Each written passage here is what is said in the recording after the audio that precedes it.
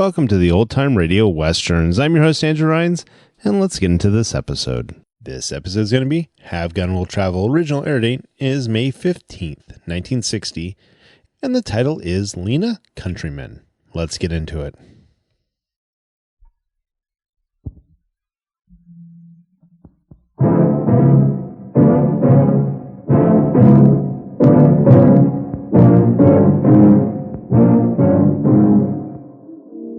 You're not being fair to your father if you don't give me an explanation to take back to him.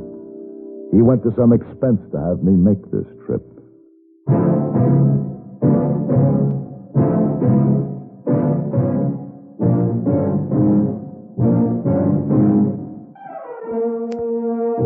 Have Gun Will Travel. Starring Mr. John Dehner as Paladin. San Francisco, 1875. The Carlton Hotel, headquarters of a man called Paladin.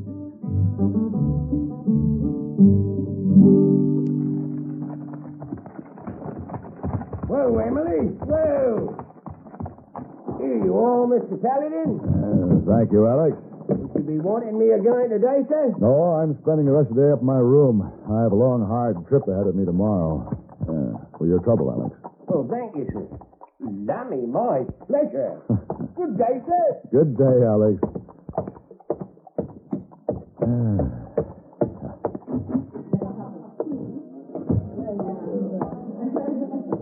Oh, Mr. Paladin. Oh, hey, boy. I was meeting with Mr. What's his name? Mr. Countryman? Yes, sir. Well, hey, boy, he has his troubles. He's hired me to go up to Vallejo to escort his daughter back to San Francisco. Oh, why she need escort? He got a letter from the sheriff saying that somebody has threatened her life, and the sheriff says he won't be responsible, thinks she'll have to come home. But she's a school teacher up there, and she doesn't want to come home, so Mr. Countryman wants me to go get her. You'll leave tonight? No, tomorrow, first thing. Would you make sure there's a horse ready for me at the livery stable in the morning? Yes, sir. I'll be up in my room. I'm going to finish that book I was reading and get to bed early. No visitors, hey, boy. But, Mr. Paladin, the colonel is still in your room. The what? Yes, sir. He have many drinks of brandy and just sits there staring at chessboard. We finished that game before I went out. Oh, he say he find way out of checkmate. He wait till you come back. He plenty tipsy by now. Oh, no. Hey, boy, go tell him that I was detained, that I won't be back tonight. Let me know when he's gone. I'll be over in the bar. Oh, yes, sir. So, Mr. Paladin. Yes? Also, while you're out, very pretty young lady asked for you. She says she wait in bar till you return. She lady from room 401. Kadug. 40. That lady. Well, it doesn't look like I'll finish reading that book tonight, does it? Oh, no, sir. But life in Carlton Hotel much more fun than life in book. Maybe so?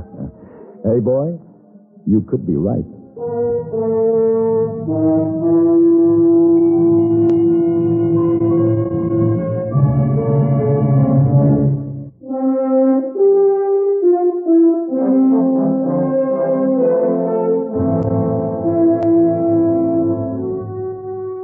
Early the next morning, I faced the sun and started my journey under the hire of Mr. Countryman. This afternoon, when I rode into the peaceful town of Vallejo, perched on an arrowhead of land piercing the Napa River where it flows into San Pablo Bay. When I signed the register at the only hotel, the clerk told me I could find Miss Lena Countryman at the schoolhouse, 3 miles away, just off the North Road on the banks of the river. By the time I arrived, she was waving goodbye to her pupils.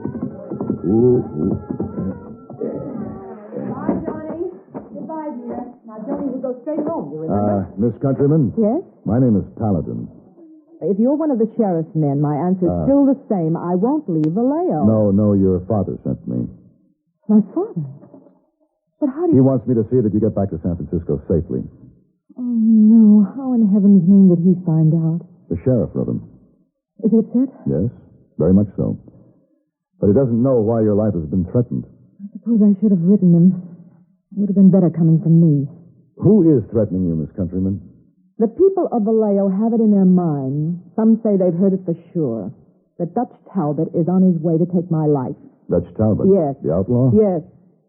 A wanted man with a big price on his head, so I've heard. Why do they say this?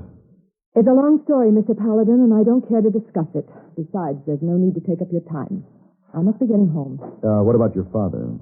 Tell him I'm all right, as you can see. Tell him that I'll write and explain. Good afternoon. Miss Countryman, Yes? may I see you home? Thank you, but I have my buggy. It's out back. I'd like to ride with you, Miss Countryman. We could talk on the way. You're not being fair to your father if you don't give me an explanation to take back to him. He went to some expense to have me make this trip. Oh, yes. Forgive me, Mr. Paladin. I've been rude to you. Not at all, ma'am. Oh, but I have. You're a gentleman, and I didn't perceive it at first. Your host and gun are misleading. But you're right. I should give you an explanation. I'll hitch up the buggy. Thank you. I'll be ready to leave in a few minutes.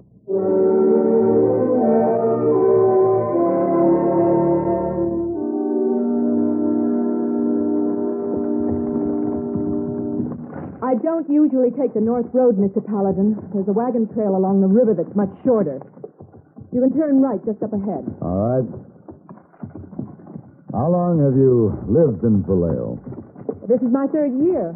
I came here after I finished school in San Francisco. It's a lovely place. I hope I'll always be here. It offers everything I want or ever will want. You speak so finely for someone so young. Perhaps. But I'm fortunate enough to know what I want and appreciate it when I have it. There's an unending stimulation in guiding children and watching them mature. There couldn't be anything more satisfying, whether you're young or old. You can turn here. All right. Well, you're a dedicated woman, Miss Countryman. But why would Dutch Talbot or anyone else want to take your life? Why, if he does, it's because he probably thinks I'm responsible for his son's death. I didn't know he had a son. The people in this town knew. Poor boy. As I heard it, Jerry Lee's mother died when he was born. Dutch Talbot brought him here to live. To be raised by his brother, Doc. Dutch always came back to see Jerry Lee about once a month. So the law stamped him as a wanted man. But why would he think that you were responsible for his son's death? I was taught that a teacher shouldn't love one child more than another. That he should show them all equal consideration. But we can't always live by the book, can we, Mr. Paladin? No, I guess not. I loved Jerry Lee. He was 8 years old. I loved him more than any of the other children. I wanted him to have every opportunity available. I wanted him to be the best pupil, the most accomplished, as if he were my very own. That was my Mr. Paladin. Why are you blocking this road? We've been waiting for you. Throw down the gun, mister.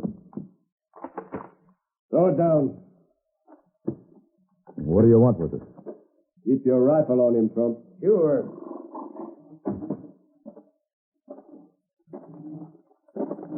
Now get down, mister, and mount that horse you have tied in back. I'll drive the buggy. Who are you? Why are you stopping us? You wouldn't be Dutch Talbot by any chance. No chance about it. Now get down.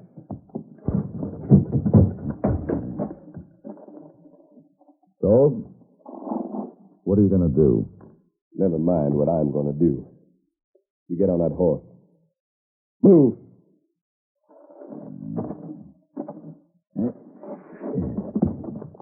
All right. Trump, keep him covered. Yeah. Take the back way to Dawson's. We'll be right behind you. Me and Lena Countryman.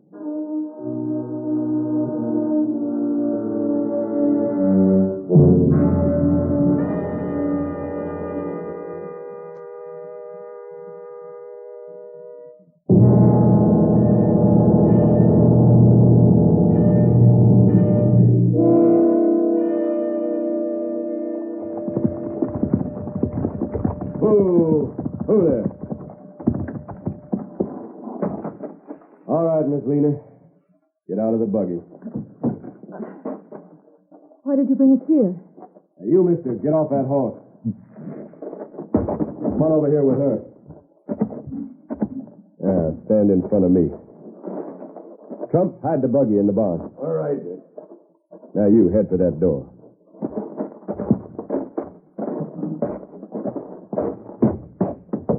All right, go on in. Doss? Hey, Doss. I say right up, Dutch. Hello, Miss Lena. Mr. Talbot, what's the meaning of this? Dutch has all the answers. Who's he? Well, this is Mr. Paladin, a friend of my father's from San Francisco. What's he doing here? Her father sent me to take her home. He knows that she's been threatened. So do the law officers in this town. Well, that's why I've been careful to stay out of their way. Everything has worked just fine so far. Except for the fact you had to be along the same day we'd planned to take her. What are you going to do with him, Dutch? Haven't made up my mind yet. And what do you intend to do with Miss Countryman? You got the rope ready, Doss? It's in the room, like you told me. We'll bring some extra for him. There's enough for both. I'll need your help. Come on. All right. Into that room.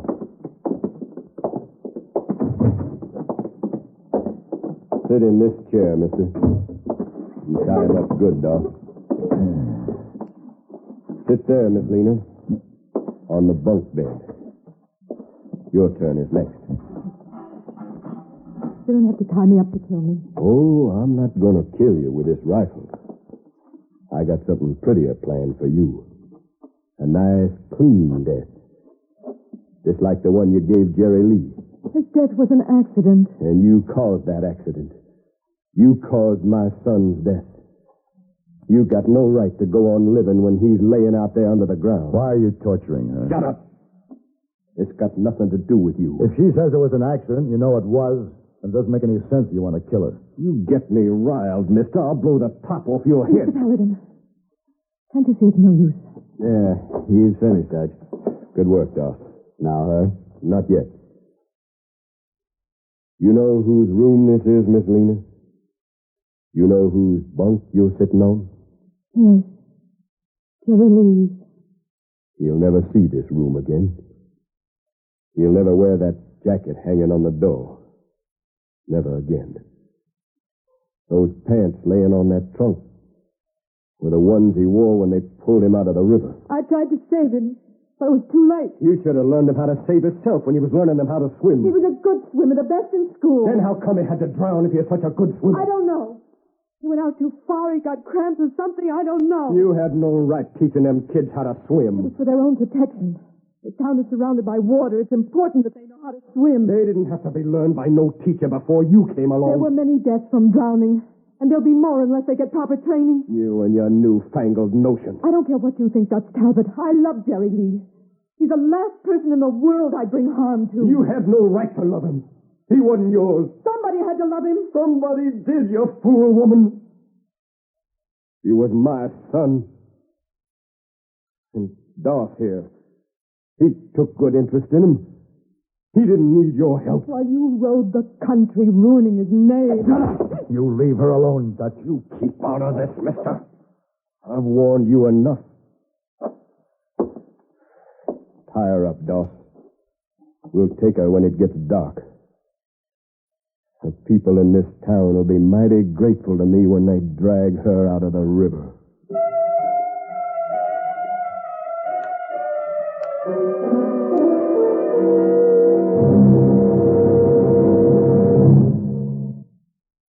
Although North Carolina is famous for its tobacco and textiles, it is well known for many other products, too. In fact, one of the most important producing areas is just adjacent to Highway 87, 55 miles south of Raleigh and 14 miles northwest of Fayetteville. If you have ever traveled in this vicinity, you should recognize the product immediately. Perhaps the name Fort Bragg might help you. This is a training camp for the 3rd Army's 82nd Airborne Division, and its product is combat-readied men. This installation was named for Braxton Bragg, who played a significant part in the Civil War as a Confederate general. He was born in Warren County, North Carolina, in 1817 and was a graduate of West Point. With a distinguished record from the Seminole and Mexican Wars, Bragg was named Brigadier General with the Confederacy in 1861. Unfortunately, Bragg's generalship began with a stroke of bad luck. He had practically defeated General Buell at Perryville when Union reinforcements compelled him to abandon his wounded and a large part of the spoils. This brought him into disfavor with his fellow officers and men. In fact, it was only through the personal favor of Jefferson Davis, President of the Confederacy, that Bragg was kept at the head of the Central Army and subsequently able to inflict a crushing defeat on Rosecrans at Chickamauga in September 1863. Then, 2 months later, came the famous Battle Above the Clouds at Lookout Mountain, Tennessee. This was another defeat for General Bragg, since Union troops under Grant, Sherman, and Thomas drove Bragg's men from their strong positions defending Chattanooga. This defeat caused Bragg to lose his command. But again, Jefferson Davis gave Bragg his support and kept him as a military advisor. Later, Davis appointed Bragg to head the Army of North Carolina. Then in February of 1865, when the Confederate Army had reached its breaking point, General Bragg joined Johnston in a last effort to stop Sherman's march. As a result, Bragg was included in the surrender to Sherman. Bragg's contemporaries described him as a strict disciplinarian who rarely got along with his senior officers. It was this friction that handicapped the conduct of his operations. Nevertheless, when looking over Bragg's military career, one must admit that he was a brave and skillful officer. In fact, soldiers like Braxton Bragg serve as a reminder that America has always produced great military men and will continue to do so as long as the American way of life is preserved.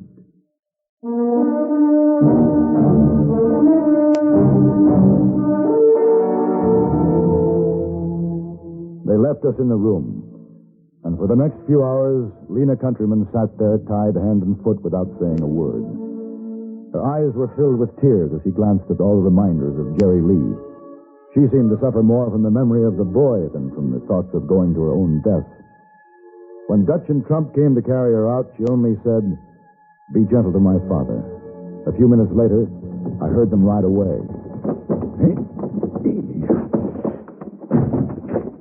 Wait. No. No use trying to free yourself, Mr. Paladin.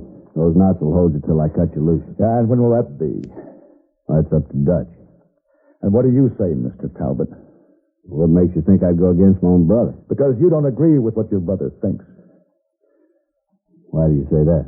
I saw your face this afternoon when he was racking her with his remarks.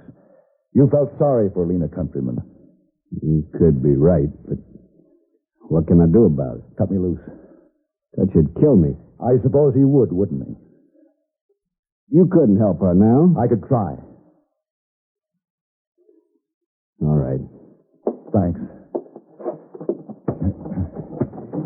Where would they be? That stretch of the river by the schoolhouse.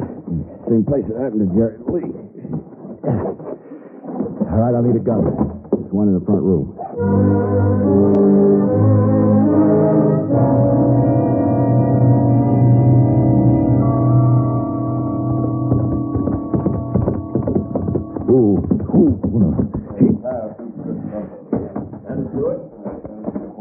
Hold it, Dutch. What? How did you get loose? Put the girl down, Trump. You stay back. I'll kill you if you try to stop us. Make your play, Dutch. I'm coming in. Throw her in, Trump. Throw her. Don't you do it, Trump. I'm throwing you to stay back. No, you... Lena. Lena. Lena. All right. Come on now. Yeah, I got you. I got you. There. All right now. Yeah. Now let me get this gag untied. There we are. I'd already made up my mind. I was going to die. I had my breath on the water after I knew you were here. I'll have to get a knife to cut the rope. I think Dutch has one of them.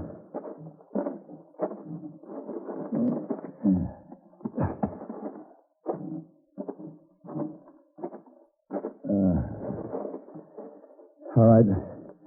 Hold still now. Are they both dead? Yeah. What a terrible thing. Well, the law would have caught up with them sooner or later anyway. There you are. Oh. Let me help you up now. You... There you go. Are you all right? Yes. And I have you to thank for it. Can't I possibly tell you how grateful I am? No. Don't try. Why do there have to be men like Dutch Talbot? I don't know. I'm afraid there'll always be a lot of Dutch Talbots and not enough Lena Countrymen. So, Lena, you just keep right on teaching those kids to grow up to be better men and women. I'll try, Mr. Paladin. I'll try.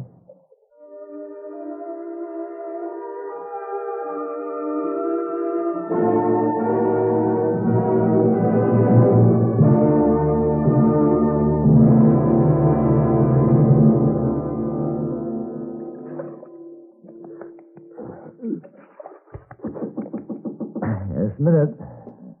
Yeah. All right. I'm coming. Mr. Paladin, I'm so sorry to disturb you. It's all right, Miss Wong. I was just getting ready to shave. Oh, Heyboy says that the little countryman downstairs very upset, wants to see you. Already? Already.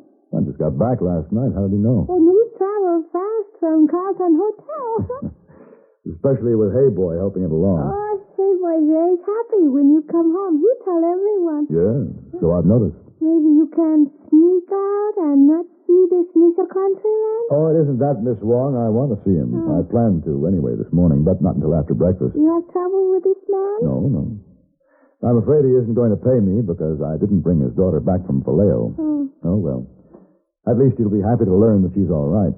If she's all right, maybe he pay you anyway. It doesn't really matter, Miss Wong. Finding a wonderful new friend like Lena Countryman was worth more than any fee I might get. Go back and tell him I'll be down in about 5 minutes. Marisa.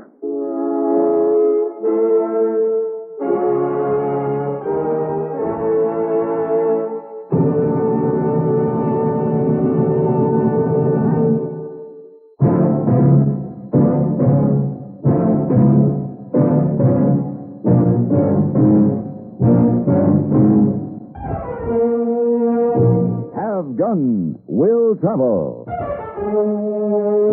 Created by Herb Meadow and Sam Rolfe, is produced and directed in Hollywood by Frank Paris and stars John Dehner as Paladin, with Ben Wright as Heyboy and Virginia Gregg as Miss Wong. Tonight's story was specially written for Have Gun Will Travel by Mr. Paris. Featured in the cast were Russell Arms, Harry Bartell, Charles Lung, and Jeanne Bates. This is Hugh Douglas, inviting you to join us again next week when CBS Radio presents Have Gun Will Travel.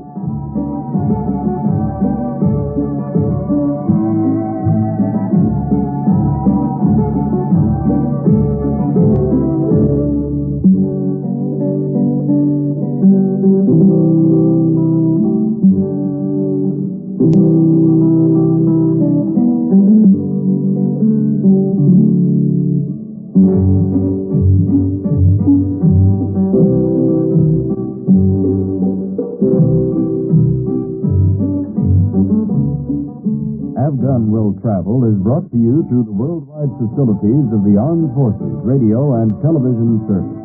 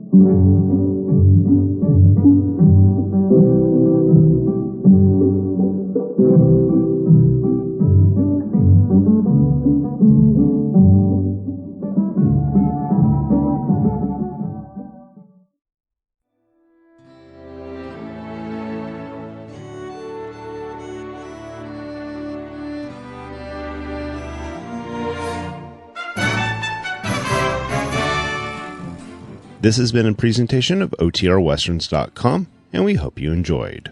Please take some time to like and rate our shows in your favorite podcast application. Follow us on Facebook by going to OTRWesterns.com/Facebook. Subscribe to our YouTube channel by going to OTRWesterns.com/YouTube. And send us an email, podcast@OTRWesterns.com. You can call and leave us a voicemail, 707-986-8739. This episode is copyright under the Attribution Non-Commercial Share Alike Copyright. For more information, go to OTRWesterns.com/copyright. Have a great day, and thanks for listening.